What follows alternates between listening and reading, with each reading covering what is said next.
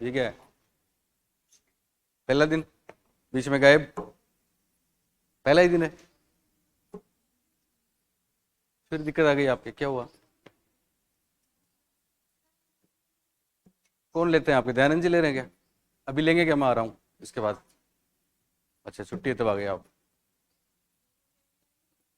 हाँ, आप एक काम करो, ऑनलाइन ले लो। यहाँ पे ओनली साइकोलॉजी के लिए आ रही हो आप, है ना? पूरा फर्स्ट पेपर। गुजर नहीं आएगा? गुजर आएगा भी नहीं? अरे वो अभी कोशिश में है 11 बजे वाले की, पर वो अभी हो नहीं रहा ना। तेरे लिए कह दिया, तेरे लिए कह दिया, तो किसी को बताना मत। ये कह रहा है कि मैं 1 घंटे पहले आ जाऊं तो बैठ के पढ़ लूंगा। मैंने कहा ठीक है। और ही घनी आई है। आप आए कहाँ से हो बताओ, क्या सब्जेक्ट है? सब्जेक्ट क्या है? Political science, first grade. Okay. चलिए, तो हम क्या पढ़ रहे थे? जीन पियाजे। क्या पढ़ रहे थे मैडम? थारो क्या हाल चाल है? बढ़िया गड़ा है। नींद ले लोगे?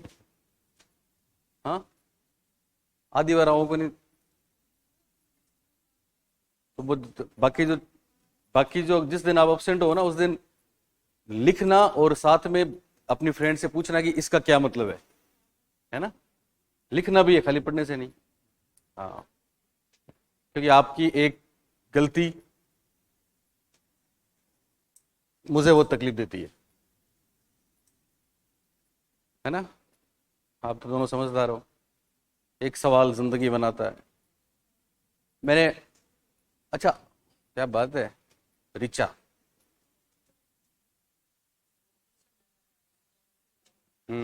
और किसने देखा वो क्वेश्चन? खाली धर्माराम कितना इंटरेस्ट ले रहा है पता है आपको?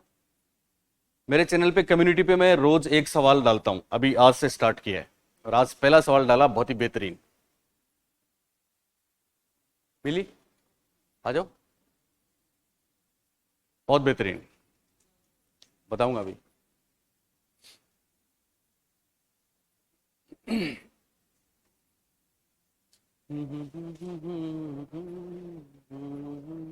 बीच में कुछ मिस नहीं हुआ है ना? कंप्लीट होना चाहिए। आज सवाल डाला था, कल जैसे लास्ट में बात चल रही थी अपनी की, उसने, हमारा स्टूडेंट है, उसने बोला था सर ट्रांसडक्टिव तर्क, ट्रांसडक्टिव कंक्लूजन, बात हुई थी ना एक। तो एक्चुअली तर्क बहुत प्रकार के होते हैं, जिनको इंग्लिश में रीजनिंग बोलते हैं। एक होती है ट्रांसडक्टिव रीजनिंग, आप सुनो ध्यान से। ट्रांसडक्टिव रीजनिंग, बोलिए कौन सी रीजनिंग? एक होती है इंडक्टिव रीजनिंग, बोलिए कौन सी? एक होती है डिडक्टिव रीजनिंग, कौन सी? इंडक्टिव रीजनिंग को हिंदी में बोलते हैं आगमनात्मक तर्कणा। क्या बोलते हैं? या इसको आगमनात्मक चिंतन भी बोल सकते हैं ना? तो आगमन विधि या आगमनात्मक चिंतन या आगमनात्मक तर्कणा का सूत्र है, क्या है वो? मेरे ख्याल से आपको सबको पता है, मैंने बताया था आपको जब डेवलपमेंट पढ़ रहे थे। आगमन में क्या था? विशिष्ट से सामान्य है। आगमन क्या होता है? विशिष्ट से सामान्य। और निगमन क्या होता है? ओके, क्लियर सब। विशिष्ट क्या होता है, सामान्य क्या होता है, ये भी आपको पता है ना? वो कोई भी एग्जांपल ले सकते हो आप। लेकिन ट्रांसडक्टिव तर्क क्या होता है? देखो नाम है ट्रांस, ट्रांस जानते हो? ट्रांसजेंडर आजकल बहुत चर्चा है। क्या होता है ट्रांसजेंडर? जो ना मेल ना फीमेल, होता है ना ऐसा। तो ट्रांसडक्टिव रीजनिंग भी होती है। और बच्चा जब प्री ऑपरेशनल स्टेज में होता है, सुन रहे हो ना, तो वहां वो तर्क करना शुरू करता है कि नहीं? यस और नो? 2 से 7 वाले में बच्चा तर्क करने लग जाता है कि नहीं? जवाब है यस। तर्क और कुछ नहीं है बल्कि चिंतन का ही दूसरा नाम है। लेकिन उसका तर्क क्या है? तार्किक नहीं है बल्कि अतार्किक है। इसका मतलब उसका चिंतन सही दिशा में होता है कि गलत दिशा में? बोलो, गलत दिशा में। जादुई चिंतन है, अतार्किक है। और यहां से जीन पियाजे एक टर्म देते हैं बहुत ही शानदार, ट्रांसडक्टिव तर्क, ट्रांसडक्टिव रीजनिंग। देखो बोर्ड पे, नोट करके लिखो आप ये बात। विशेष, विशेष करके लिखें, विशेष, विशेष।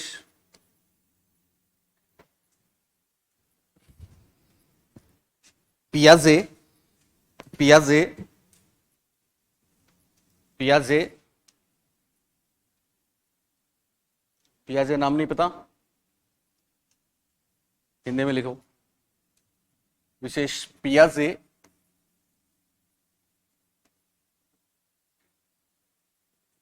बालक के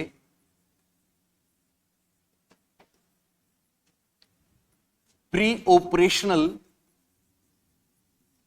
पियाजे बालक के प्री ऑपरेशनल अवस्था के चिंतन को, चिंतन तर्क एक ही बात है, चिंतन ओब्लिक तर्क कर दो, चिंतन ओब्लिक तर्क को, ये इंग्लिश में है तो इंग्लिश में ही है, हिंदी में कोई भी नाम हो सकता है, पारगमन ऐसा कुछ बोल सकते हैं आप, पर वो नहीं आएगा, इंग्लिश वाला ही आएगा।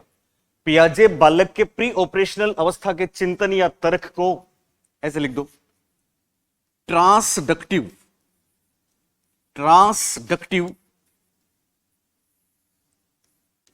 तर्क कहते हैं, कहते हैं जिसमें, जिसमें दो अलग अलग सेपरेट इवेंट्स होती हैं, जिसमें दो अलग अलग घटनाओं को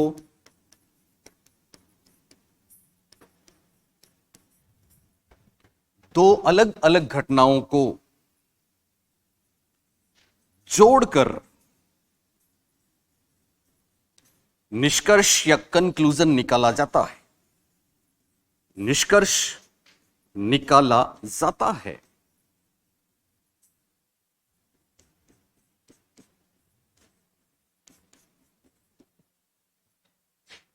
पियाजे प्री ऑपरेशनल अवस्था के चिंतन या तर्क को ट्रांसडक्टिव तर्क कहते हैं, जिसमें दो अलग अलग घटनाओं को जोड़कर निष्कर्ष निकाला जाता है।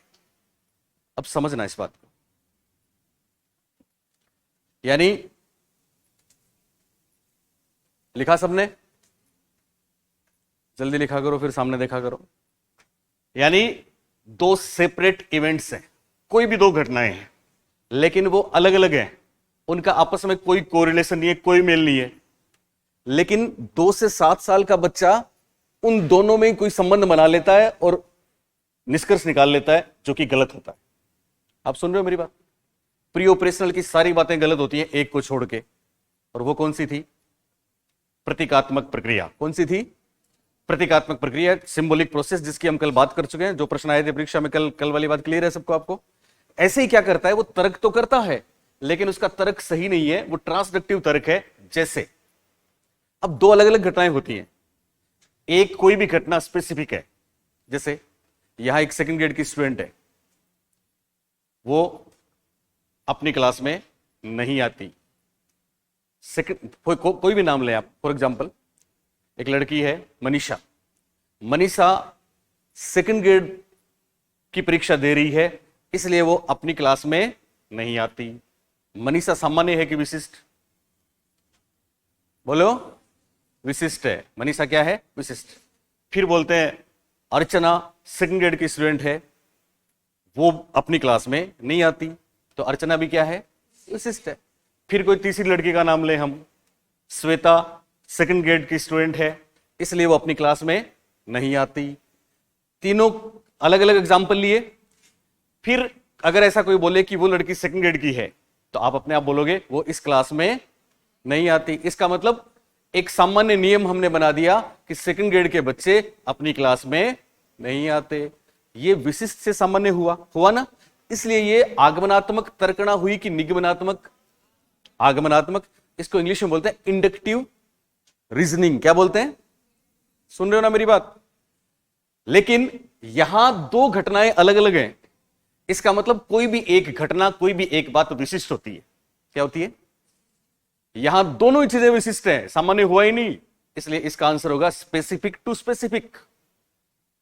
ट्रांसडक्टिव कंक्लूजन में जो सवाल मैंने दिया था यूट्यूब पे, पूरे राजस्थान में केवल 2% बच्चों ने सही आंसर दिया है उसका, कि साहब इस तर्कणा में विशिष्ट से विशिष्ट होता है, ना विशिष्ट से सामान्य होगा ना सामान्य से विशिष्ट होगा। विशिष्ट से सामान्य कौन सा तर्क? आगमनात्मक। और सामान्य से विशिष्ट निगमनात्मक। और विशिष्ट से विशिष्ट, विशिष्ट से विशिष्ट बोलो, ट्रांसडक्टिव तर्क। कौन सा तर्क? ट्रांसडक्टिव तर्क। जैसे पूरी साइकोलॉजी में एग्जांपल्स के बिना तो हम आगे बढ़ते ही नहीं है। जैसे एक बच्चे के घर पे अमेजन का कुरियर आता है, वो आता है दिन में, दोपहर में। कुरियर वाला कब आएगा? कब आता है? दोपहर में। कुरियर वाला दोपहर में आया, बच्चे ने देखा ओके कुरियर वाला आ गया, अभी लंच टाइम है। अगले दिन अगली बार कुरियर वाला मॉर्निंग में आ गया। कब आ गया? मॉर्निंग में आ गया। तो 2 से 7 साल का बच्चा समझता है कि कुरियर वाला आ गया इसलिए दोपहर है और लंच टाइम है। क्या ये बात सही है? बोलिए, यहां क्या गलती हुई? यहां 2 अलग अलग घटनाएं, कुरियर वाला जो आया ये घटना है और दोपहर या लंच वाली दूसरी घटना है, दोनों को जोड़ दिया। इसको बोलते हैं ट्रांसडक्टिव तर्क। दूसरा एग्जांपल सुनो। चांद गोल है। चांद क्या है? ये बात विशिष्ट है, कोई भी एक बात विशिष्ट होगी, ठीक है ना। गेंद भी गोल है। गेंद क्या है? तो बच्चा बोलता है गेंद चांद है। बच्चा क्या बोलता है? ये पियाजे के एग्जांपल है जो परीक्षा में आए हैं। गेंद क्या है? चांद है। ये कौन सा तर्क है? ट्रांसडक्टिव तर्क। यानी यहां अच्छा ये होता है ना, हर गोल चीज को अगर अपन चांद कहते तो अलग अलग एग्जांपल लेके हम बोलते हैं कि साहब गोल चीज जो भी है वो चांद है। ये विशिष्ट से सामान्य हो जाता, आगमनात्मक हो जाता। पर एक ही बात हमने देखी और दूसरी को उससे जोड़ दिया। एक बहुत बढ़िया सा एग्जांपल परीक्षा में आया था। डॉग बार्क्स, मतलब कुत्ता भौंकता है, इतने में ट्रेन आती है। एक कुत्ते ने भौंका और ट्रेन आ गई। तो ट्रांसडक्टिव तर्क में बच्चा क्या बोलेगा कि जब कुत्ता भौंकता है तो ट्रेन आती है। पर क्या वास्तव में आती है? नहीं आती। इसको बोलते हैं ट्रांसडक्टिव तर्क। तो याद रहेगी महत्वपूर्ण बात, लिखो आप इसमें। इंपॉर्टेंट इंपॉर्टेंट इंपॉर्टेंट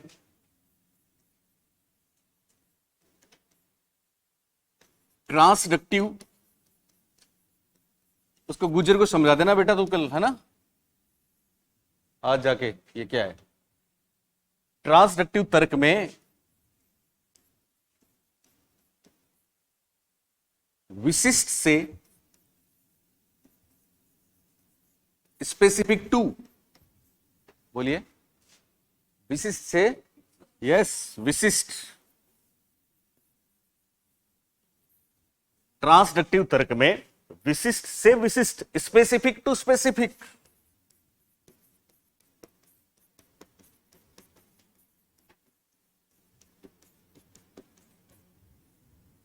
सूत्र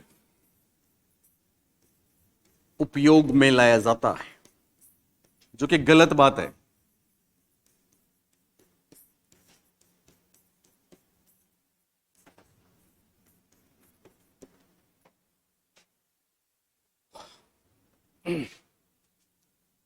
स्पेसिफिक टू स्पेसिफिक होता है।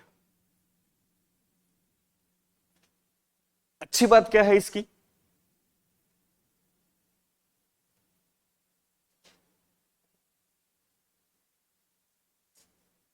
लिखा सबने? सोहेल आप कभी बोलते नहीं होगा, कभी बोल के तो बताओ कुछ भी। क्लासेस कैसी लग रही हैं? हाँ, अच्छी लग रही है?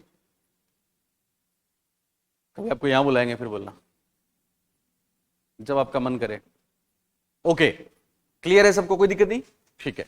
अब आप मेरे को बताएं, हमने 2 स्टेजेस पढ़ ली। पहली थी सेंसरी मोटर और दूसरी थी प्री ऑपरेशनल। प्री ऑपरेशनल की खास बात क्या थी कि प्री ऑपरेशनल में सेंसरी मोटर में जो गमक क्रियाएं होती हैं उसकी जगह पे क्या आ जाती है? लैंग्वेज, भाषा। दूसरी महत्वपूर्ण बात, प्री ऑपरेशनल में तर्क और चिंतन शुरू हो जाता है या नहीं होता? हो जाता है। पर वो कैसा होता है? तार्किक या अतार्किक? अतार्किक। अब अतार्किक चिंतन के आधार पर कुछ विशेषताएं हैं। 5 बातें मैंने आपको बताई थी। पहली बात थी एनिमिज्म। पहली क्या थी? वो हर चीज को सजीव समझता है, जिंदा समझता है, चांद तारों से बातें करता है। तो वो तार्किक हुआ कि अतार्किक? अतार्किक। क्या हुआ? अतार्किक। दूसरा था इगोसेंट्रिज्म। क्या था? इगोसेंट्रिज्म में वो दुनिया में अपने नजरिए को महत्वपूर्ण मानता। I am the boss, I am the king, mom only मेरी है, सब चीजें मेरे पीछे पीछे चलती हैं, दिन रात मेरे इशारे पे होते हैं, सारी कायनात मेरे हुक्म की पाबंद है। ये क्या था? इगोसेंट्रिक था ना। इसके लिए एक प्रयोग किया था, कौन सा? Three mountains problem. कौन सा प्रयोग किया था? Three mountains problem. तीसरी बात हमने देखी थी प्री ऑपरेशनल की, कौन सी? प्रतीकात्मक प्रक्रिया, जिसको इंग्लिश में क्या बोलेंगे? Symbolic thought, symbolic process. चौथी बात खुद की भाषा, और इसमें 2 शब्दों वाला फ्रेज होता है। और पांचवी बात खेल व अनुकरण। अब इनमें से 4 बातें तो गलत हैं और एक बात अब भी होती है। कल मेरे से ये पूछ रहे थे कि सर उसमें भी तो कुछ बाद में सुधार होता होगा। उसमें कोई सुधार नहीं होता। आज भी आपके दिमाग में कोई भी स्कीमा है, हम उसका नाम, हमने बोला मेट्रो, तो आप जयपुर वाली मेट्रो में बैठे हो ना अच्छी सी, तो मेट्रो बोलते हैं, आपके दिमाग में वही मेट्रो आती है। और जो अगर 5 साल का बच्चा पहली बार 1-2 बार मेट्रो में बैठता है तो उसने मेट्रो की स्कीमा बना ली, तो वो भी मेट्रो को वैसे समझता है। इसलिए इसमें कोई फर्क नहीं आता, ये जीवन भर चलता है। इसलिए प्रतीकात्मक प्रक्रिया एक लिमिट नहीं है, कमी नहीं है, ये मैं आपको बता चुका हूं। बोलिए, है क्लियर? ओके। उसके बाद अब चलते हैं तीसरी स्टेज पे। तो लिखिए हेडिंग, तीसरी स्टेज का नाम क्या था? बोलो। यस, क्या नाम था? वो थी पूर्व संक्रियात्मक, और यह है मूर्त संक्रियात्मक अवस्था। मूर्त संक्रियात्मक। कौन सी संक्रियात्मक? मूर्त। मूर्त संक्रियात्मक अवस्था। आपको पता है संक्रिया शब्द कौन से सब्जेक्ट से आया है? मैथ से आया है। मूर्त संक्रियात्मक अवस्था। इसका दूसरा नाम हमने लिखा था ठोस चलन अवस्था। याद है ना आपको? भूल गए? बोलो, याद है कि भूल गए? याद है। इंग्लिश में बताओ फिर कौन सा शब्द था तुमने? Concrete operational. कौन सा शब्द था? Concrete operational. Concrete operational stage.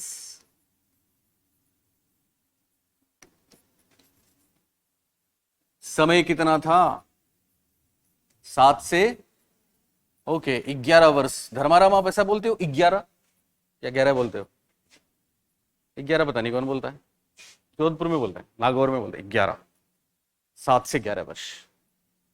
देखो, इससे पहले मैं आपको एक बात बता रहा था।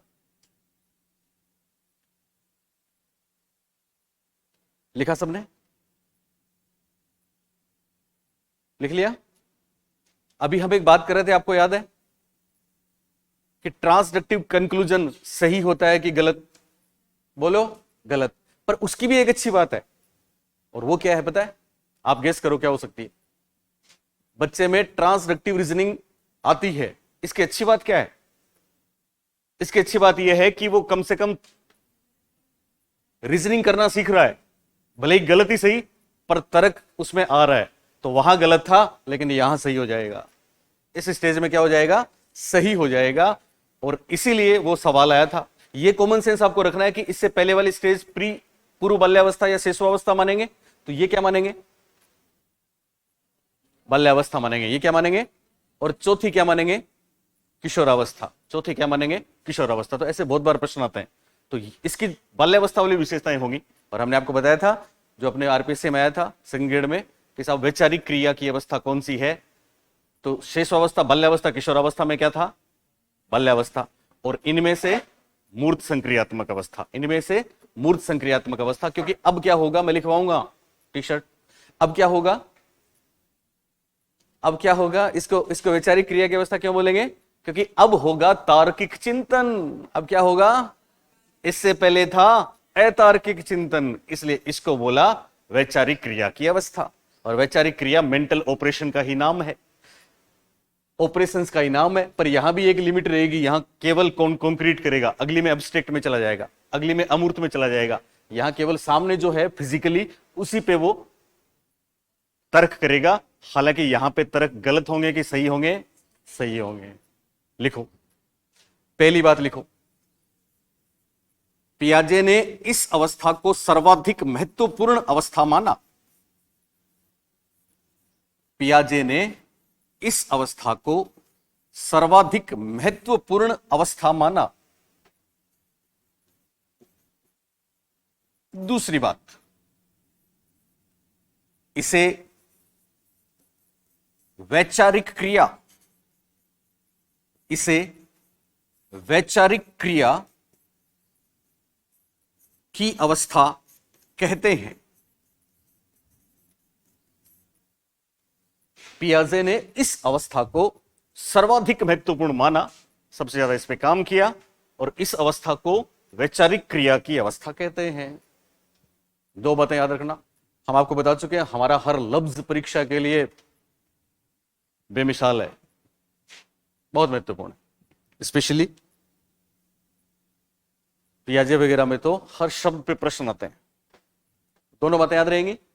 तीसरी अवस्था की पहली बात, पियाजे ने इसको सबसे महत्वपूर्ण माना, और दूसरी बात, इसको क्या बोलते हैं और कौन कौन सी इसकी विशेषताएं हैं। तो आप लिखें, इस अवस्था की प्रमुख विशेषताएं निम्न हैं। इस अवस्था की प्रमुख विशेषताएं निम्न हैं, निम्नांकित हैं, एज फॉलोज।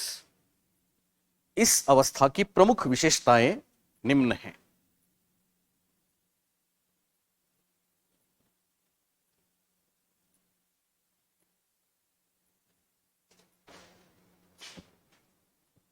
खराब लगा कि अच्छा लगा? वो नाम बहुत बच्चों में ऐसा होता है, भाई आप फिर भी कम हो थोड़े, तो सबका ये भी सिंबल है ना। ये हमने एक सब बोला था, याद है आपको, सिग्निफायर्स। ये सिग्निफायर्स हैं, साइंस हैं, सिंबल्स हैं, है ना। गरिमा है तो वो भी साइन है ना। टी शर्ट है तो वो भी साइन है, बात तो एक ही। ओके, तो कौन कौन सी विशेषताएं हैं लिखिए। लिख रहे हो ना? दो बातें तो लिख ली आपने, अब क्या क्या विशेषताएं हैं। तो पहली विशेषता इसकी आएगी, मूर्त से मूर्त को जोड़ दें, यहां पे लिखे मूर्त अवधारणाओं की पहचान। मूर्त अवधारणाओं की पहचान, सही तो है।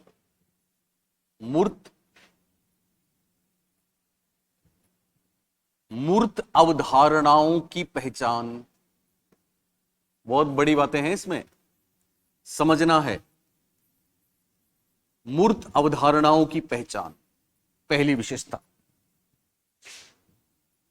और दूसरी विशेषता, यहां पे शुरू हो जाएगा तार्किक चिंतन। तार्किक चिंतन, लेकिन बहुत बड़ी बात याद रखना, इसमें तार्किक चिंतन तो हुआ, लेकिन वो इंडक्टिव है, इसलिए ब्रैकेट में आगमनात्मक चिंतन। अगली में निगमनात्मक होगा, इसमें आगमनात्मक चिंतन होगा। ये बहुत बार पूछा जाता है, आगमनात्मक चिंतन। इंडक्टिव रीजनिंग या इंडक्टिव थिंकिंग, आगमनात्मक को बोलते हैं इंडक्टिव। और ये स्पेसिफिक टू जनरल होता है, ये आपको बताने की जरूरत नहीं है, आप इतने अच्छे बच्चे हैं, ये तो जानते ही हैं। तो पहली दो बातें इस अवस्था की, पहली तो है मूर्त अवधारणाओं की पहचान, और दूसरी बात तार्किक चिंतन। पर वो तार्किक चिंतन होगा आगमनात्मक तर्कणा या आगमनात्मक चिंतन।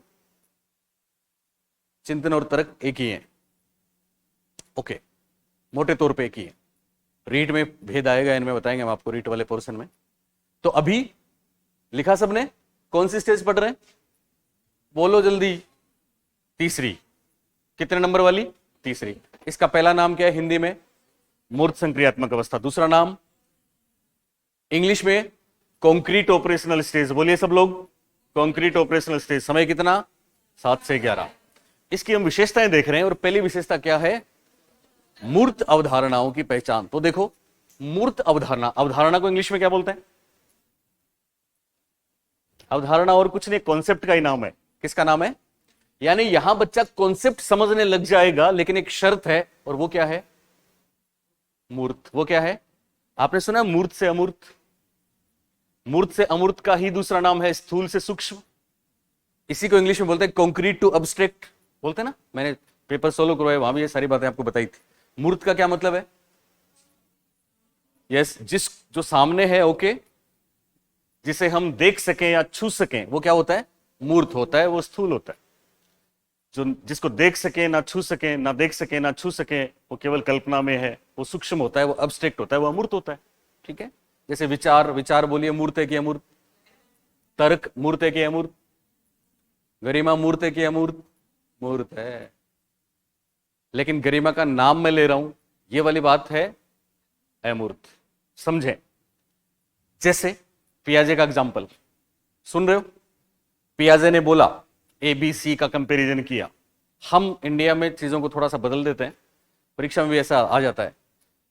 जैसे मैं आपसे बोलूं, पूछूं, मूर्त अवधारणा क्या है? राम से लंबा श्याम है और श्याम से लंबा मोहन है। क्या बोला? राम से लंबा श्याम है और श्याम से लंबा मोहन है। आप बताएंगे सबसे लंबा कौन? मोहन। और सबसे छोटा कौन? राम। तो किस प्रकार की अवधारणा है? मूर्त की अमूर्त? बोलिए अमूर्त, क्योंकि हमारे सामने राम, श्याम और मोहन है ही नहीं। ये इस स्टेज में नहीं होगा। ऐसा आपने बता दिया क्योंकि आप 14-15 साल क्रॉस कर चुके। लेकिन 7 से 11 वाली है ये। हाँ, 7 से 11 वाली में 11 साल तक का बच्चा ऐसा नहीं बता पाएगा, लेकिन वो बता देगा। कब? जब हम उसके सामने इस तरह से राम, श्याम और मोहन तीनों को खड़ा कर देंगे तो बोलेगा साहब ये तो सबसे लंबा है और ये सबसे छोटा है। ये हो गया मूर्त। क्या हो गया ये? मूर्त। तो इस अवस्था की पहली बात, इसमें कैसे कॉन्सेप्ट, कैसी अवधारणाएं बच्चा बता देगा? मूर्त अवधारणाएं बता देगा। बात क्लियर सबको? उसको बोलो खोए नहीं। दूसरी बात, तार्किक चिंतन। इससे पहले अतार्किक था, लेकिन यहां पे क्या आ जाएगा? तार्किक चिंतन। लेकिन एक बात याद रखना, परीक्षा में बहुत आएगा, तार्किक चिंतन इसके अगली अवस्था में भी आएगा, चौथी में भी, और इसमें भी है। फर्क क्या है? यहां केवल आगमनात्मक तर्कना होगी। कैसी तर्कना होगी? आगमनात्मक तर्कना होगी, इंडक्टिव रीजनिंग होगी, जिसकी खास बात क्या है? यस, खास बात क्या है? विशिष्ट से सामान्य, बोलिए, या उदाहरण से नियम, या स्पेसिफिक टू जनरल। इसका कोई भी एग्जांपल आप ले सकते हैं। जैसे उत्कर्ष में मैं एक बार पढ़ा रहा था तो वहीं हमने एक एग्जांपल लिया था, शायद मेरी रिकॉर्डिंग में है कि नहीं मेरे को नहीं पता। भरा हुआ बैच था, आप सुन रहे हो लड़की? और उस बड़े से बैच में मेरे साथ ये प्रॉब्लम है, अभी आप छोटे हो, मतलब कम हो थोड़े, तो उसमें भी क्या है कि कोई, मैं 5 सेंसेस खुले रखता हूं क्लास में हर बच्चे के, क्योंकि मेरे को पता है एक एक लफ्ज बहुत काम का है और वो परीक्षा में मिलेगा उसको। आप क्लास में बैठे हो फिर भी आपके सेंसेस ने काम नहीं किया, हियरिंग सेंस ने पूरा काम नहीं किया तो बात गई, या विजुअल सेंस ने तुमने उधर देखा तो विजुअल सेंस वाली बात गई, वही परीक्षा में आएगी। ऐसा होता ही है, तो मैं सबको ऐसा रखता हूं। तो पीछे क्या हुआ, एक मैडम बैठी थी लास्ट में, तो बैठी थी क्लास में, वहां भी क्या होता है 12-12 घंटे क्लासेस चलती हैं, थक भी जाते हैं, हटाओ। तो उसने, वो बैठी बैठी आंखें बंद हो गई, उसकी आंखें बंद हो गई। तो शुरू में तो हमने सोचा कि वो हमारी बातों को बहुत ध्यान से सुन रही है, दिल में बसा रही है, लेकिन बाद में पता लगा वो मैडम तो सो ही गई। तो हमने कहा इनको उठाओ, उनको उठाया, फिर हमने पूछा क्या बात है, क्या हुआ? उन्होंने कहा सर क्या बताऊं, मेरी सास बीमार है, इसलिए पूरी रात मैं उनकी सेवा करती रही, सो नहीं पाई, इसलिए नींद आ गई। हमने कहा कोई बात नहीं, बैठ जाओ। थोड़ी देर बाद इधर से एक भाई साहब थे, उनकी आंखें बंद हो गई। मैंने उनको पूछा क्या बात है? उन्होंने बोला सर गुड न्यूज है, वैसे तो कल हमको एक खुशखबरी मिली है, वो भी मैरिड थी, ये भी मैरिड थे कि साहब हमारे कल घर में एक बिटिया पैदा हुई है, इसलिए हम पूरी रात हॉस्पिटल में थे, इसलिए नींद आ गई। हमने कहा ओके कोई बात नहीं, बैठो। थोड़ी देर बाद एक मोहतरमा फिर सो गई, तो उनको हमने पूछा आपको क्या हुआ? उन्होंने कहा सर रहने दो। हमने कहा बता दो। उन्होंने कहा सर क्या बताऊं, जब से वो गए हैं तब से मेरे को नींद आती नहीं रात को, इसलिए दिन में आ जाती है। विरह वेदना में नींद नहीं आई। रीजन जो भी था, उनको दिन में नींद आई क्योंकि रात को नहीं आई, उनको भी नहीं आई, उनको भी नहीं आई। अब चौथे भाई साहब सो गए, तो हमने क्लास में पूछा कि आप बताएं ये क्यों सो गए? बच्चों ने क्या जवाब दिया पता है? बताओ। यस, क्या बोला? बच्चों ने बोला सर शादीशुदा होंगे। क्या बोला? शादीशुदा होंगे, क्योंकि तीनों इससे पहले जो थे अलग अलग एग्जाम्पल थे, तीनों शादीशुदा थे, इसलिए वो क्लास में सो गए, क्योंकि रात को नहीं सोते। चौथे भी ऐसे ही निकलेंगे। इसका मतलब तीन विशिष्ट एग्जाम्पल लेके हमने एक सामान्य नियम बना दिया कि शादीशुदा लोग दिन में सोते हैं। क्या नियम बनाया? कि शादीशुदा लोग दिन में सोते हैं। ये कैसी तर्कना है? यस, आगमनात्मक। कैसी तर्कना है? आगमनात्मक। दूसरा, वो त्रिभुज वाला एग्जाम्पल आपने जरूर देखा होगा, परीक्षा में भी काफी आया है। 1 मिनट लगे बताता हूं आप। आगमनात्मक चिंतन क्या होता है, सुन लें। एक दरअसल ये बहुत बढ़िया सा लेसन प्लान था, मैं आपको बताऊं। लेसन प्लान दिया आपने सबने बीएड में? दिया ना? तो पीछे ऑब्जर्वर बैठता है ना, बाकायदा रीजनल कॉलेज में बहुत बढ़िया होता है, पीछे रिकॉर्डिंग होती है। स्किनर ने हार्वर्ड यूनिवर्सिटी में किया था ये प्रयोग, माइक्रो टीचिंग से लेके। तो उसमें क्या होता है, आप क्लास में जाओगे और आपको क्या करना है, आपको शुरू में वो कौशल सिखाया जाता है ना, अलग अलग। आज प्रस्तावना का कौशल करना है, तो इस बात पे कोई फोकस नहीं किया जाएगा कि आपकी राइटिंग कैसी है, आपका उद्दीपन परिवर्तन कैसा है, पुनर्बलन कैसा देते हो। केवल ये ध्यान रखा जाएगा कि आपकी प्रस्तावना कैसी होती है, उसी में आपका रिमार्क होगा। प्रश्न पूछने का कौशल है तो प्रश्न पूछने पे बात होगी ना। तो एक बच्चा हम में था उसमें, जो हम उसको देख रहे थे, तो उसका लेसन प्लान आइडियल है, मतलब 200 में से 200 मिले उसको, 200 आउट ऑफ 200। क्या किया था उसने? वो एक्चुअली गणित का एक टॉपिक था, उसका प्रकरण था। प्रकरण क्या था? प्रकरण था त्रिभुज के तीनों कोणों का योग 180 डिग्री होता है। क्या प्रकरण था? त्रिभुज के तीनों कोणों का योग, बोलिए कितना? 180 डिग्री होता है। यह पढ़ाना था। अब चूंकि ये पढ़ाना था, आप सुन रहे हो मेरी बात? उसके बच्चे जानते थे त्रिभुज क्या होता है, उसके बच्चे कोण को नापना भी जानते थे, जोड़ना भी जानते थे, लेकिन वो ये नहीं जानते थे कि त्रिभुज के तीनों कोणों का योग कितना होता है, 180 डिग्री होता है। और ये उस पुपिल टीचर को उनको मतलब इंटरेक्शन करना था। तो क्या किया उसने, देखो, वो आया क्लास में, 40 मिनट का पीरियड, प्रस्तावना वगैरह कर दी उसने, ये त्रिभुज क्या है दिखा दिया, कोण कितना होता है। बच्चे प्रॉब्लम में फंस गए, तो वहां से उसने प्रेजेंटेशन शुरू किया और बहुत बढ़िया किया। उसने पहला काम किया, छोटे बच्चे थे, कि बच्चों सब लोग अपनी अपनी नोटबुक निकालो, रूल निकालो, पेन निकालो, और जो मैं बोर्ड पे बना रहा हूं उसको सब लोग लिखें। तो उसने क्या किया, उसने बोर्ड पे एक त्रिभुज बनाया। क्या बनाया? त्रिभुज। ये त्रिभुज है। अगर मैं आपसे पूछूं, ये त्रिभुज सामान्य है या विशिष्ट? तभी तो टॉप करोगे। सामान्य है कि विशिष्ट? बोलो। जवाब है सामान्य, क्योंकि वही लड़की सामान्य है, लड़का सामान्य है, पुरुष सामान्य है, त्रिभुज भी सामान्य है। जब तक इसका कोई नाम नहीं होगा तब तक ये क्या है? सामान्य है। और अब हमने क्या किया, इसका नाम लिख दिया ABC। अब ये क्या हो गया? विशिष्ट। तो उसने कहा बच्चों ऐसा बनाओ, फिर उसने ऐसा बच्चों से बनवाया, त्रिभुज ABC इसका नाम हो गया। अब ये क्या हो गया? विशिष्ट। ओके, सबने बनाया, देखा उसने। फिर उसने कहा बच्चों 5 मिनट का टाइम देता हूं, और इसके तीनों कोण, आपको पता ही है, बच्चों को पता थे, तीनों कोणों को नाप के बताओ कितना होता है। और फिर बच्चों के बीच में चला गया, घूमने लगा।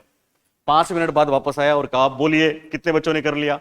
तो लगभग 50 बच्चों की क्लास थी, तो 10-12 बच्चों ने हाथ खड़ा किया, सर हो गया। उसने पूछा क्या हुआ? उन्होंने कहा सर त्रिभुज ABC, देखो क्या बोला, त्रिभुज ABC के तीनों कोणों का योग तो कितना है? 180 डिग्री है, 60-60-60। उसने कहा शाबाश, इस बार मैं दूसरा बना रहा हूं, इस बार पूरी क्लास को बताना है। बाकी बच्चे बोले ओके। फिर उसने दूसरा त्रिभुज बनाया, इस बार समकोण त्रिभुज बना दिया, क ख ग। सुन रहे हो मेरी बात? बच्चों बनाओ, 3 मिनट का टाइम है, नाप के बताओ कितना। और वो घूम के वापस आता है, बहुत कम काम कर रहा है, सारा काम बच्चे कर रहे हैं। और इस बार आके उसने पूछा बोलिए कितने बच्चों ने किया? तो लगभग आधी क्लास ने हाथ खड़ा किया, सर हो गया। क्या हुआ? बच्चों ने कहा सर त्रिभुज क ख ग के तीनों कोणों का योग भी 180 डिग्री है। उसने ताली बजाई, क्या बात है, शाबाश। 90-40-50 करके 180 डिग्री हो गया, सबको पता है ना आपको। फिर उसने कहा इस बार सबको ही बताना है, तैयार हो सब बच्चे? हम पीछे बैठे थे, उसकी रिकॉर्डिंग हो रही थी, हम भी सुन रहे थे। बच्चे बोले ओके सर, ओके ओके। और इस बार उसने क्या किया, इस बार उसने फिर एक त्रिभुज बनाया। चूंकि बच्चे तीनों कोणों को नापना जानते थे, जोड़ना जानते थे, और इसका उन्होंने कोई भी नाम रख दिया PQR। किधर से भी ले सकते हो आप नाम, कोई फर्क नहीं पड़ता ना। PQR नाप के बताओ कितना। और इस बार जब वो घूम के वापस आया तो लगभग पूरी क्लास सबने बोला कर लिया सर।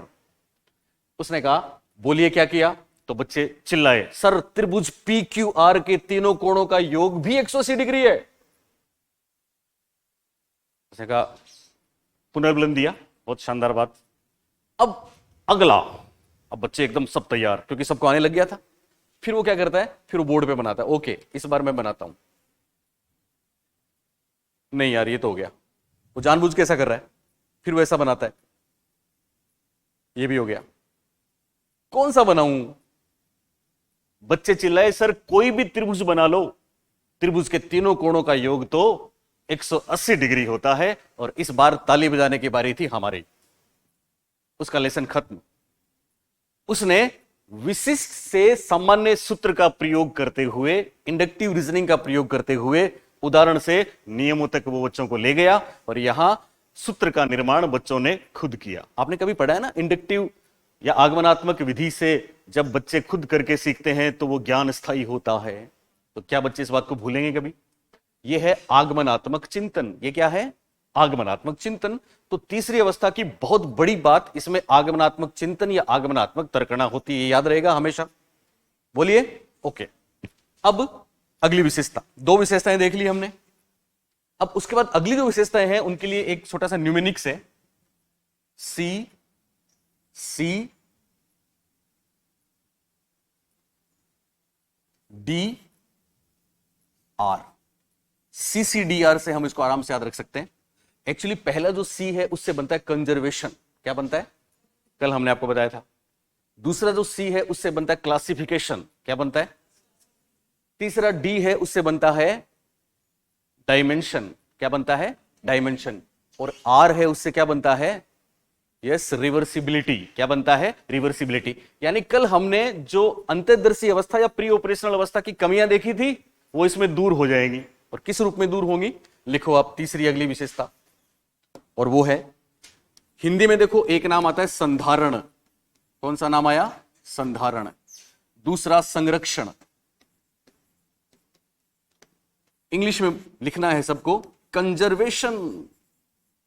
ये कंजर्वेशन वाला काम हो जाएगा थर्ड स्टेज में, जो बहुत ही खास है। कंजर्वेशन, संधारण या संरक्षण, इंग्लिश में बोलना है कंजर्वेशन। क्या बोलना है? कंजर्वेशन। यानी इसमें संधारण या संरक्षण की क्षमता का विकास हो जाएगा, कंजर्वेशन आ जाएगा। अब सवाल उठता है ये क्या होता है?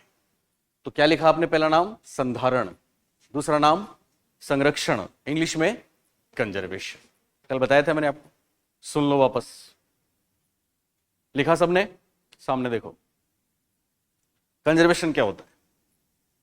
आप किसी भी वस्तु, कोई भी ऑब्जेक्ट, कोई भी आर्टिकल, कोई भी चीज को ले लो और उसके अंदर जो इंग्रेडिएंट्स हैं, अंदर जो मटेरियल है, मात्रा है, क्वांटिटी है, वॉल्यूम है, उसमें कोई चेंज ना करो, केवल बाहर से शेप बदल दो, बाहर से साइज बदल दो, बाहर से आकार बदल दो, तो वो चीज इस अवस्था का बच्चा समझता है कि वही है।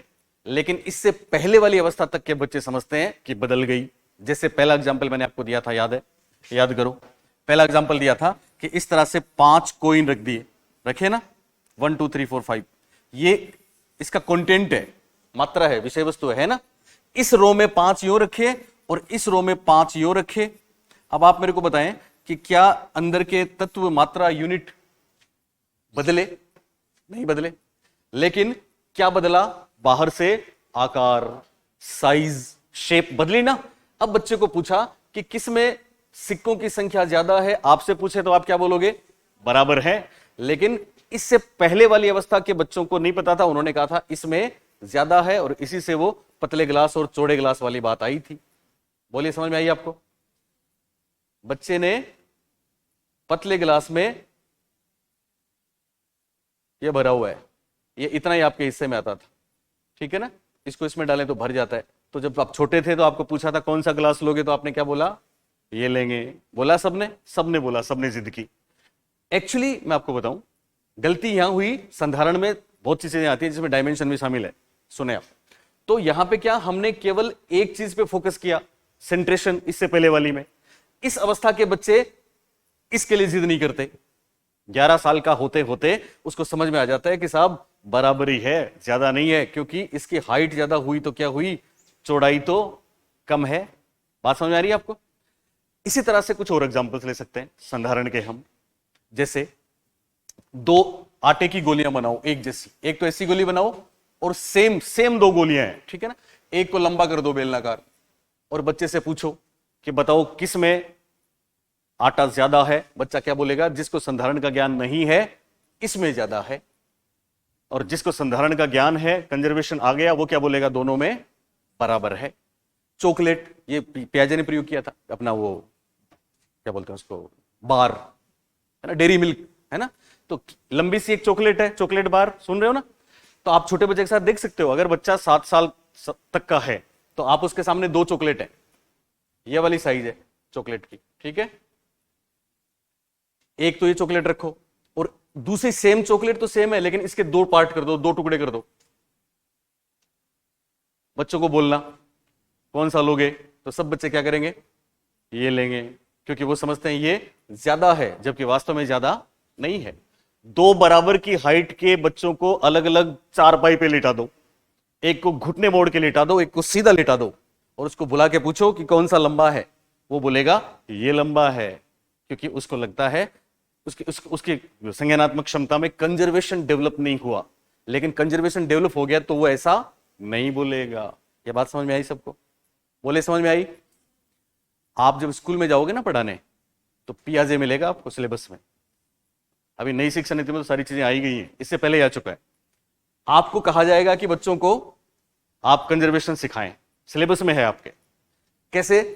कि आप स्कूल में 2 ऐसे गिलास लें या 2 बीकर लें, सुन रहे हो ना, 2 बीकर लें, एक चौड़ा, या 2 गिलास लें,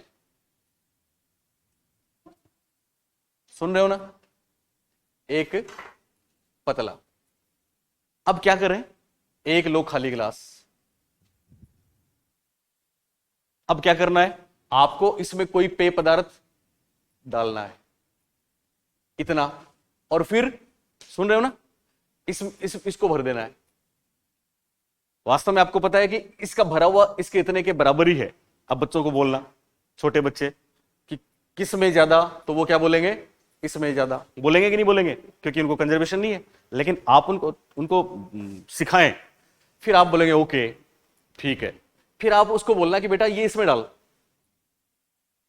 ये इस खाली में डाल, तो उनसे डलवाओगे, वो क्या करेंगे? इसमें डाल देंगे, तो ये खाली हो गया। फिर बोलेंगे ये इसमें डाल, तो ये भर जाएगा। ऐसा 1-2 बार करवाओ उससे, फिर आप बोलो अब बताओ किसमें ज्यादा, तो हो सकता है वो बोले इसमें ज्यादा, अभी भी ऐसा बोलेंगे इसमें ज्यादा। फिर आप उनको बोलो कि आपने अपने हाथ से ऐसा किया, वापस करवाओ। फिर बोलो कि क्या आपने और पानी मिलाया, या और वो जो ड्रिंक था उसमें कुछ मिलाया? बच्चा बोलेगा नहीं मिलाया। क्या कुछ निकाला तुमने? तो बोलेगा नहीं निकाला। फिर आप बोलना अब बताओ किसमें ज्यादा, तो बोलेगा धत तेरे की बराबर है। समझ में आ गया उसको? बोलिए आया कि नहीं आया? ये है कंजर्वेशन। तो कंजर्वेशन क्लियर हुआ सबको? ओके। कंजर्वेशन के बाद अगली बात जो भी था, नंबर क्या था? 4 था। ओके, तो दूसरा सी था, सी को बोलेंगे क्लासिफिकेशन। अच्छा एक चीज और है, कंजर्वेशन में क्या क्या होता है? आपके पास जगह है ना थोड़ी सी, तो ब्रैकेट में लिख लो आप कंजर्वेशन के आगे, संरक्षण के आगे।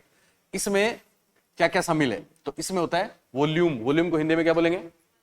आयतन। शाबाश, आयतन। इसमें होता है मास।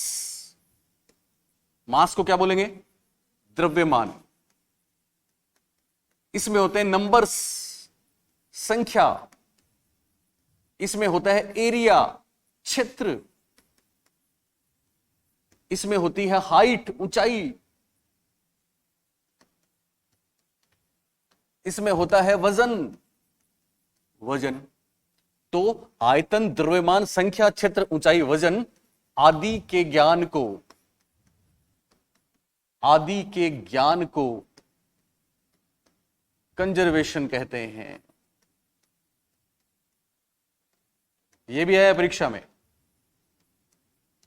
तो ऐसा पूछ सकते हैं आपको कि साहब बच्चों को आयतन, वजन, ऊंचाई आदि का ज्ञान संज्ञानात्मक ज्ञान कौन सी अवस्था में हो जाता है? तो आंख बंद करके बोल देना, कॉन्क्रीट ऑपरेशनल में हो जाता है, तीसरी में हो जाता है, यानी संधारण या कंजर्वेशन में ये सब आता है।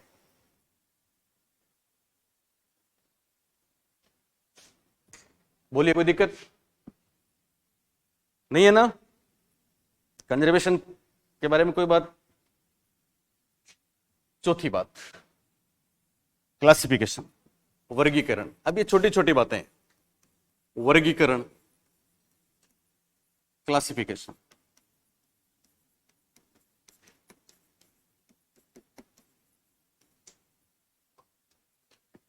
एक सीरियसन भी आता है साथ में, सीरियसन। सीरियसन को हिंदी में क्या बोलेंगे? क्रम निर्धारण, क्रम निर्धारण, सीरियसन।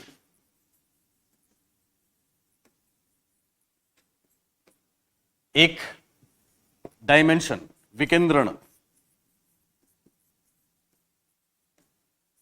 डायमेंशन, और फाइनली पलटावी चिंतन, जिसके लिए हिंदी में शब्द बदलेंगे व्युत्क्रमणशील चिंतन। बहुत बार परीक्षा में आता है व्युत्क्रमणशील चिंतन, या फिर इसकी जगह उत्क्रमणशील चिंतन भी आ जाता है, या पलटावी चिंतन भी आता है। और इससे पहले हमने आपको एक क्वेश्चन लिखवाया था, उसमें विलोमीय बोला था ना, विलोमीयता। तो पलटावी चिंतन, इसको इंग्लिश में बोलते हैं reversible thinking, reversibility, reversible thinking या रिवर्सिबिलिटी, ये भी खास बात। तो ये तमाम विशेषताएं हैं जो कॉन्क्रीट ऑपरेशनल अवस्था को सबसे महत्वपूर्ण बनाती हैं। वर्गीकरण, पहली जो तीन थी उनके अलावा चौथी है वर्गीकरण, क्लासिफिकेशन, पांचवी है सीरियसन, क्रम निर्धारण, छठी है विकेंद्रण, डायमेंशन, सातवीं बात है व्युत्क्रमणशील चिंतन या पलटावी चिंतन, इंग्लिश में बोलेंगे रिवर्सिबिलिटी या रिवर्सिबल थिंकिंग, सेम बात है।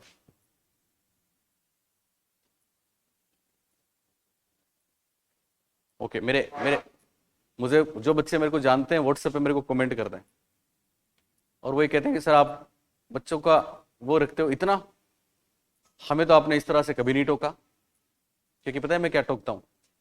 मैं भी बोलने वाला हूं, ऋचा आपको एहसास हुआ आपने क्या खोया इतने दिन? पता है क्या क्या गया पियाजे में? और जब तक आप सामने बैठ के कॉन्सेप्ट क्लियर नहीं करोगे, अकेले आप उसको चाहे पहली बार पढ़ रहे हो तो 50 बार पढ़ लेना, कोई ना कोई कंफ्यूजन रह जाता है। लेकिन यहां हर कंफ्यूजन दूर होता है। ये भी तो है कभी क्लास मिस नहीं करती, हमने भी नहीं करी, एक दिन किया। वो भी तो है कभी क्लास मिस नहीं करता, है ना, इसलिए मिस नहीं करता। सोहेल भी नहीं करता। सोएब की सोहेल? सोहेल, मैंने सोहेल ही बोला, ओके सोहेल, ओके नहीं करना है तो सुनो, सुन रहे हो? अच्छा, मैं जितना ज्यादा बोलता हूं दूसरे दिन वही गायब हो जाता है। आप भी कंटिन्यू आइए, पहले दिन है तब तो कोई बात नहीं, पर उसके बाद भूल मत करना, क्योंकि हो सकता है फिर हम आपको नहीं टोके। तब तक टोक रहे हैं जब तक ये खाली बेंचेस दिख रही हैं। सुनो, सामने देखो, वर्गीकरण क्लासिफिकेशन समझते हो? यानी कई प्रकार की चीजें हैं, उनको एक कैटेगरी में सॉर्ट करना। जैसे पियाजे ने क्या किया था, एक तो वो वर्ग और त्रिभुज वाला एग्जांपल, वर्ग त्रिभुज एक साथ रख दिए, तो उसने वो चौकोर वाले तो अलग छांट लिए, त्रिभुज वाले अलग छांट लिए, ये हो गया क्लासिफिकेशन। यहां पे सब क्लासिफिकेशन भी होता है। पियाजे कहते हैं कि बच्चों के सामने सुन रहे हो, फ्लोवर रखे, फ्लोवर, फ्लोवर समझते हो? फूल। तो बच्चों ने फ्लोवर्स थे दो कलर के, रेड एंड येलो। तो बच्चों ने क्या किया, फ्लोवर्स में क्लासिफिकेशन किया, रेड फ्लोवर्स तो अलग रख दिए और येलो अलग रख दिए। कौन से बच्चों ने? तीसरी स्टेज वाले, 7 से 11, 11 पार होते होते, इससे पहले नहीं आता, इससे पहले उनको पता नहीं है। तो रेड और येलो क्या कर दिया उन्होंने, अलग अलग। एनिमल्स के उन्होंने कुछ पिक्चर दिए, तो दो काम किए थे उन्होंने। एनिमल्स के जो पिक्चर दिए, फ्लावर्स के पिक्चर दिए, तो फ्लावर्स में तो रेड और येलो को छांट दिया। एनिमल्स के पिक्चर दिए तो उसमें उन्होंने उड़ने वाले और तैरने वाले अलग अलग कर दिए। बात समझ रहे हो आप? ये है वर्गीकरण। किसी भी चीज को हम कैटेगरी में अलग अलग कर दें, वर्गीकरण हो जाएगा। सीरियसन भी सिंपल है। सीरियसन मैंने आपको बताया था, राम से लंबा श्याम और श्याम से लंबा मोहन। तो इस स्थिति में बच्चे छोटे से बड़ा कर लेते हैं, सीक्वेंस में मीनारे बना लेते हैं। वहां पे मीनारे बनाने वाली बात आई थी उसमें टर्सरी में, पर यहां पे क्या होता है, यहां पे इस कॉन्सेप्ट को समझ लेते हैं कि ये छोटा है, ये लंबा है, ये लंबा है, ये लंबा है। सिंपल सीरियसन। आप सुन रहे हो कि नहीं? सुन रहे हो ना? ओके। उसके बाद है विकेंद्रण। उसके बाद क्या है? विकेंद्रण। तो विकेंद्रण क्या होता है बोलिए? यस, विमाएं। विकेंद्रण का मतलब विमाएं। आपको याद है इससे पहले वाली अवस्था की हमने एक कमी बताई थी, क्या? केंद्रीयता, सेंट्रलिटी या सेंट्रेशन। याद है आपको केंद्रीयता? केंद्रीयता क्या थी बताओ? बच्चा एक ही विमा पे फोकस करता है। पापा ने चश्मा पहना है तो किसी भी चश्मे पहने इंसान की फोटो को क्या बोलेगा? डैडी, पापा। उसने बाकी चीजें देखी नहीं। अब इस अवस्था में हर चश्मा पहने व्यक्ति को पापा नहीं बोलेगा, क्योंकि वो देखेगा कि ये तो क्लीन सेव है, मेरे पापा के तो मूछे हैं। इसका मतलब दूसरी विमाओं पे ध्यान जा रहा है। विकेंद्रण का मतलब सारी विमाएं देखता है। सुन रहे हो ना? व्युत्क्रमणशील चिंतन, ये क्या होता है? Reversible thinking. इससे पहले ये बहुत बढ़िया सा प्रश्न आया परीक्षा में। जब तक रिवर्सिबल थिंकिंग नहीं होगी तब तक कॉन्सेप्ट क्लियर नहीं होंगे, समझ में नहीं आएगा, परसेप्शन नहीं होगा, और जब तक समझ में नहीं आएगा तब तक याद नहीं रहेगा। आप कितना भी पढ़ लो, आपको अगर कोई चीज समझ में आ गई तो वो याद रहती है, और समझ में नहीं आती तो याद नहीं रहती। ये काफी बार सवाल पूछा गया है कि साहब प्री ऑपरेशनल के बच्चे चीजों को याद रखने में कठिनाई महसूस करते हैं। इसका कारण है उनमें रिवर्सिबिलिटी की कमी होती है। किसकी कमी होती है? रिवर्सिबिलिटी की कमी होती है। रिवर्सिबिलिटी के कुछ उदाहरण मैं आपको देता हूं, क्या होते हैं रिवर्सिबिलिटी में। जैसे आप स्कूल में गए, अभी गए ना इंटर्नशिप में, इंटर्नशिप में गए तो आपने देखा होगा आजकल बच्चों को ऐसा पढ़ाने का रिवाज है वो इसलिए है कि उनको याद रहे। क्योंकि आपको पता है, आपने जैसे कोई भी, आप सुन रहे हो, कोई भी सब्जेक्ट पढ़ाया छोटे बच्चों को, है ना, पहला दूसरा तीसरा 5 प्रश्न के लिए याद करके लाने, तो बच्चे ने, हो सकता है कुछ बच्चों ने रट लिया।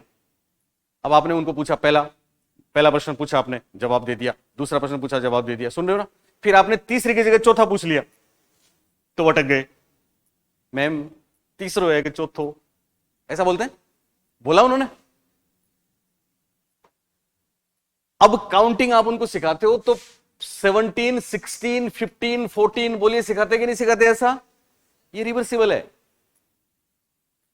क्रम बदला, अगर उनको समझ में आ गया तो क्रम बदल दो, कोई दिक्कत नहीं है। अगर रटा है तो वो भूल जाएंगे, गारंटी से भूलेंगे, क्योंकि समझ में नहीं आया उनको।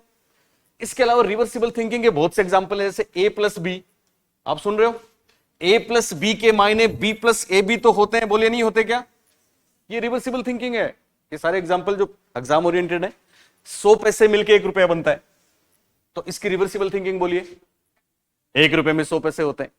3 + 2 = 5, 3 जोड़ 2 = 5, इसकी रिवर्सिबल थिंकिंग बोलिए। 2 में से 3, 2 + 3 9, ये तो एक ही पार्ट है, वो दूसरा पार्ट है। इसकी रिवर्सिबल थिंकिंग होगी 5 - 3 = 2, या 5 - 2 = 3। आपके घर से स्कूल 2 किलोमीटर दूर है, सुन रहे हो? आपके घर से, बच्चे को बोलना आपके घर से स्कूल 2 किलोमीटर दूर है, तो बोलिए स्कूल से घर भी कितना होगा।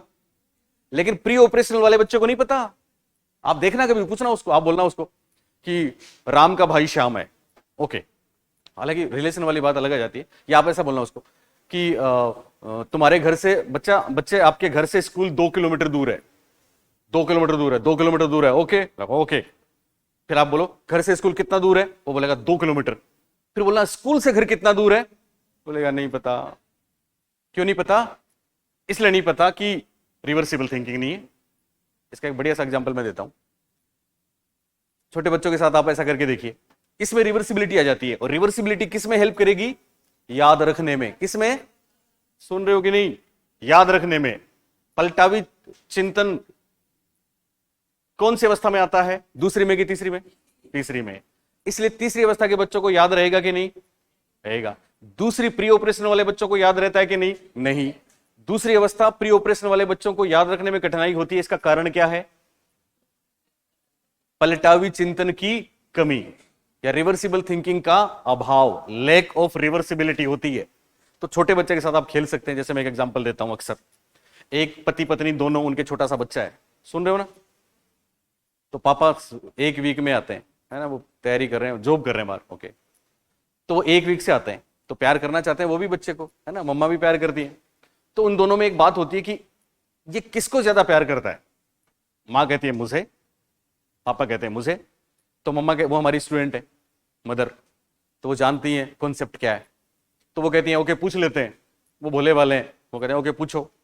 वो इंजीनियरिंग कर चुके हैं, पर वो तो साइकोलॉजी पढ़ चुकी है, इसलिए वो पूछती है ओके मैं पूछती हूँ। फिर वो कहती है बेटा आपको